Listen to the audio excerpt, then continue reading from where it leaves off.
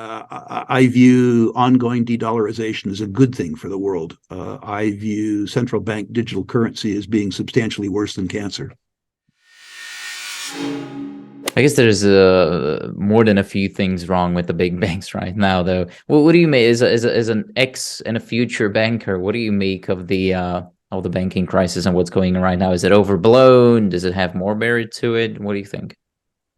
I don't think it is overblown. I think there's a lot of risk. I think we've tried to engineer risk out of a world that exposes us to risk. And ironically, the big thinkers, the regulators, by telling people that they're going to take the risk out of banking, introduce more risk. People come to believe that the regulators, the big thinkers, will protect them. And that's wrong. They won't. The big thinkers missed Enron. The big thinkers missed Bernie Madoff. The big thinkers missed Silicon Valley Bank. Banking is a very, very, very good business. You aggregate savings from people who don't have the time or education to take the risk to on-lend those savings. And then you help consumers of capital, borrowers, access that aggregated capital from the savers while adding value by trying to screen out those borrowers who won't pay back the money. This is really fairly simple stuff if you do it well. But there's some basic things that you have to be as a banker that make you be a good banker. One is that you have to know something about the businesses that you're lending to. You can't be all things to all people. It's impossible for anybody to know 100 businesses well. And you have to know a business well to be a lender to it. I know natural resources well. So I, by nature, will be a precious metals and natural resources lender because I know something about the value of the collateral. I know how to lend money and do something that some banks don't do, get it paid back. But there are also other things about banking that are important too. It's already a leveraged business, so you don't want to make it an over-leveraged business. In my country, the FDIC considers a well-capitalized bank to be a bank with 7% of its total assets represented by equity, which is say it's 9-to-1 leveraged. I think 10 is a better number than 7. I think banks should have some money in them. And I think that the shareholders' equity is really the margin of safety that protects the depositor and ironically protects the borrower too. You want to do business with a bank that's going to be in business next year when you still need the money. The lenders are better off borrowing money from solvent bankers, not just, the borrowers, not just the depositors. You also, I think, need to care about a mismatch in duration. Banks, by their nature, lend long and borrow short, which means they have short-term deposits against long-term assets. And if interest rates rise, the capitalized value of their fixed loans, which is their bonds, declines at the same time that their interest costs on the short-term money increases. So they get a margin squeeze at the same time as they have a mismatch of assets to liabilities. That's what happened really with Silicon Valley Bank. You were funding longer duration obligations with shorter duration deposits. And as the deposits went away, they had to sell some high quality long-term assets to meet the liquidity mismatch. The third thing that I think that you have to do is related to that. You have to have enough cash or near cash on hand that you can service your very, very, very short-term depositors. You don't have to have as much cash on hand if you're selling 2-year or 3-year or 5-year certificates of deposit.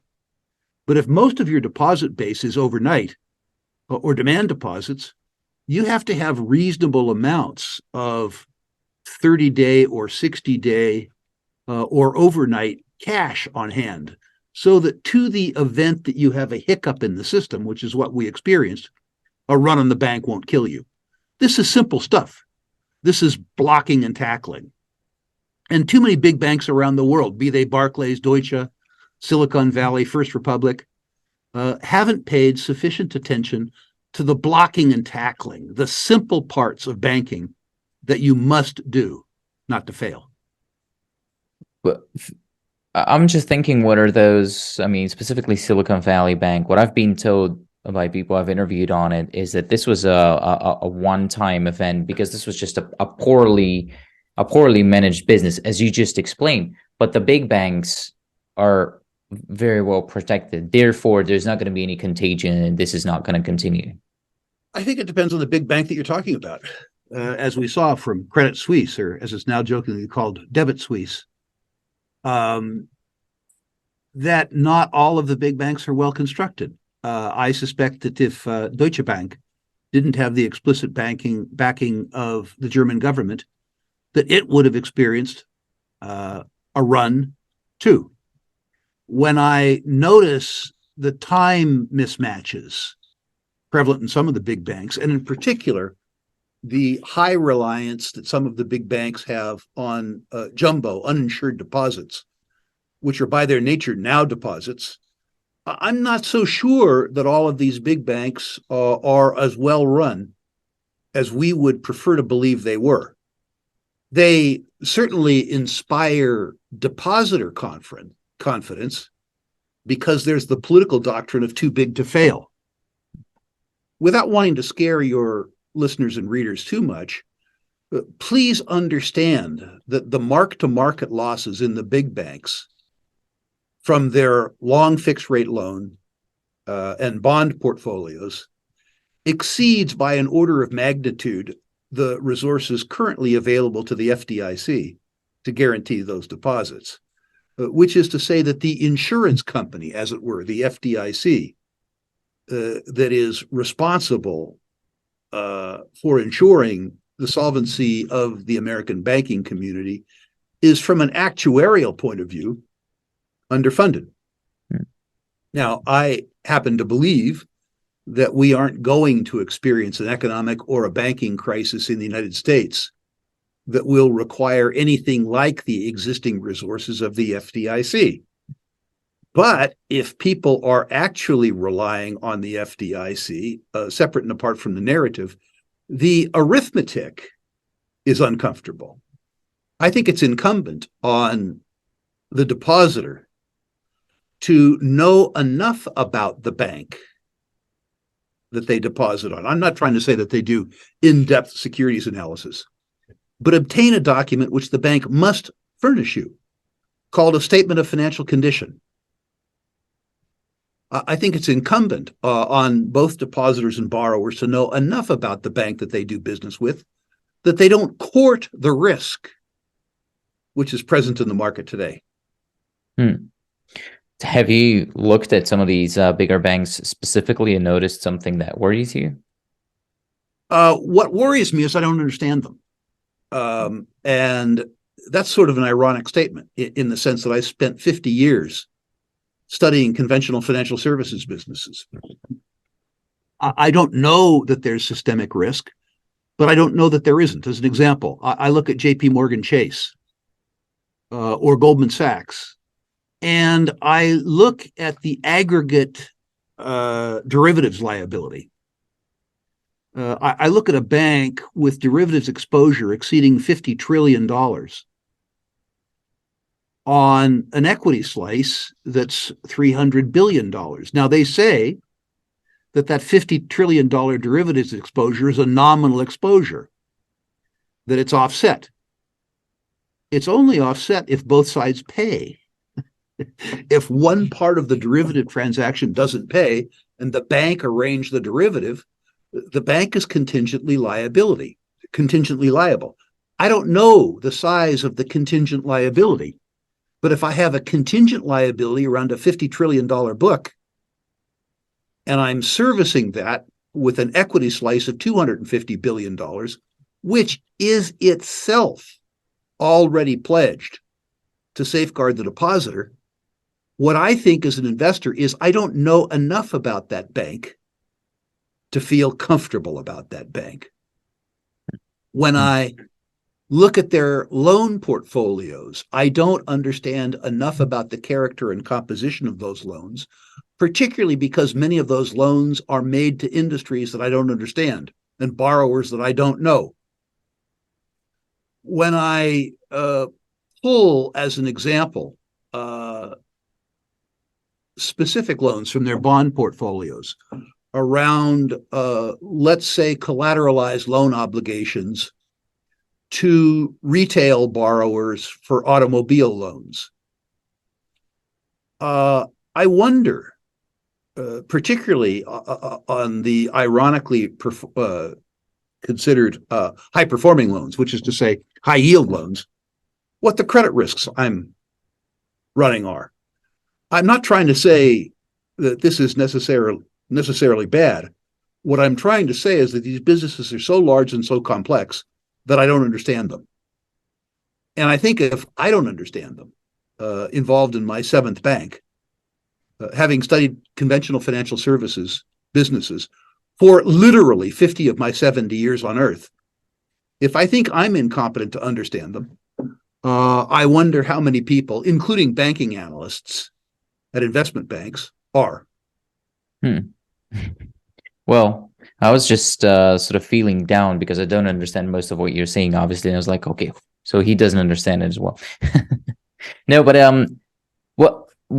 I've just been noticing these topics, banking crisis, de-dollarization, CBDC, whatever. Most of the times they're being discussed in sort of clickbaity outlets, if you will. It's like the media is using them to get a lot of clicks and bring over a lot of fear. So I wanted to get your thoughts on it. But yeah, maybe you can talk to me about that. I mean, in a more down-to-earth way, as you always do, CBDC and de-dollarization. What do you make of that? Where does that fit in your view of the world? Very different discussions. The first one, CBDC, is, other than nuclear war, probably the scariest concept I've ever been introduced to. The idea that the central bankers, who I think have already wrought untold damage to the citizenry, are prepared to control the currency absolutely is horrifying. Think about the conjunction of social credit scores, which the Chinese do actively now, with artificial intelligence and a medium of exchange that isn't yours. You license it from a bank, or rather from your government. Your government doesn't like the way you voted, so they cancel your savings. If you held euros in cash, or you held gold or silver, the government could dislike your views with regards to COVID, or with regards to socialism, or with regards to energy policy, and it wouldn't matter. In the central bank digital currency world, if they don't like your views, they cancel your savings. They cancel your medium of exchange. They cancel your store of value. You made money by providing a good or a service to another individual who valued the good or service that you sold him or her more than they valued some portion of their savings. Your government then prepares to cancel the work that you did, that delivered the value, that made your savings, because they don't agree with your view on their policies. What that means is that they've made you a slave. Their slave. You've made contributions to society, and they have stolen your compensation for the contribution that you made to society because you disagree with them. Central bank digital currency could drive me to the gun. Pretty clear? Yeah. I wouldn't have expected to hear that from you. But it does. Yeah. It's absolutely terrifying. You know my view with regards to the big thinkers. Most of them came allegedly from good families and went to good schools. Had that not been the case, I suspect with their morality, most of them would wear masks when they went to a convenience store. And the idea that they would exercise more control over me than they otherwise do, particularly the ability to consign me retroactively to slavery, is not something that I regard with any particular favor. De-dollarization is something different. I need to start by saying that the big enemies of the world, of the US dollar, pardon me, are not China or Russia or Saudi Arabia or South Africa. They're Congress. The United States government is inadvertently declaring war on its own currency, weaponizing the currency, using the currency as an instrument of U.S. social policy, suggesting that other peoples, other societies, other countries around the world need the export of U.S. social and political mores in a way that allows the U.S. government to weaponize the currency. The interference in the SWIFT banking system, which is a global, not an American system, is more responsible than anything else for the decline in popularity of the U.S. dollars. It's difficult to understand why the Chinese or the Russians or anybody else would want to assign seigniorage, assign what Charles de Gaulle described as the exorbitant privilege of being able to print out of thin air the world's reserve currency. But why the American citizenry would allow their Congress to debase the franchise of the US dollar is beyond me. And then you need to look at the arithmetic around the US dollar. You need to decide whether, as an example, the $200 billion that were added to the US banking system a couple months ago, without any increase in taxation, any increase in borrowing, which is to say $200 billion that were conjured up, counterfeited, quantitatively eased. How does that benefit the stock of existing dollars? How do foreign creditors feel about lending the United States money, getting paid 3.5% in a currency that's devaluing by 7% in terms of purchasing power, while at the same time enduring hostile action and criticism from the U.S. government? It's odd to me that despite the best efforts of the U.S. government to destroy the U.S. currency is defeating them. It has been said by Doug Casey that the U.S. dollar is an I owe you nothing, while the euro is a who owes you nothing. 16 or 17 host governments, each with their own idiotic internal economic policy. And the BRICS, well, the BRICS are a bunch of debtors who owe you nothing. So despite the fact that the U.S. government is doing its best possible job to devalue the dollar is still the beneficiary of the most transparent economic system in the world and the deepest and most liquid financial system in the world. Most debts worldwide are denominated in U.S. dollars, so there will be ongoing demand for dollars simply, if for no other reason, to service the existing debts. Mm-hmm.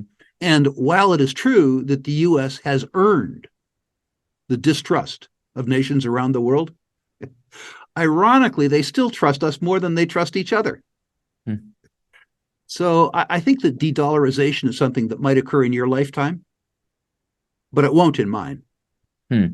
I think the U.S. dollar will be less important over time because the market share of the U.S. economy relative to other economies in the world will necessarily decline as other countries do better.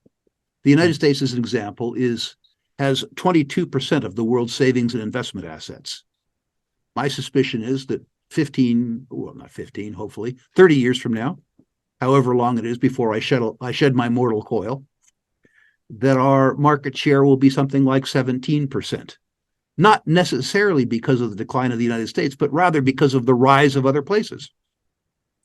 The consequence of that is that other currencies will have larger floats, more volume, and hopefully be more transparent. May occur, may not occur. But de-dollarization, I think it's a benefit to the world, frankly. I think a multicultural world, a multilateral world is always safer than a unicultural world, even if that uniculture allegedly represents me, which, as you can gather, it doesn't. I view ongoing de-dollarization as a good thing for the world. I view central bank digital currency as being substantially worse than cancer. That's well said. It sounds to me like you're saying that the dollar is sort of the worst currency besides all the other ones. All the others. That's correct. Yeah. Winston Churchill would agree. I want to, unlike the Fed in May, I want to pivot here and talk about gold. All right. This should do it for the first part of this interview, I guess. The second part was about gold and is going to be uploaded soon. I'm not going to tell you exactly when because I'm afraid of commitment. You can ask my wife. She almost had to take away my passport to make me marry her. But so yeah, the point is in the next clip I'll be uploading. Rick talked about gold, the gold miners, some of the he even mentioned a stock or even a few gold stocks that he likes. So if you want that full unedited conversation, go to resourcetalks.com under the tab interviews. That's where I publish the full interviews pretty much directly after recording. And there's also I believe some 200 people on there that might want to talk to you in the chat there, but I don't promise that. I don't promise that anybody's going to want to talk to you because I don't really know you, right? So yeah, if you want Rick to rate your portfolio, go to ruleinvestmentmedia.com and he'll do that for free. I'll probably have some links in the description or in the comment or whatever below. And I guess I'll shut up for now and thank you for being here.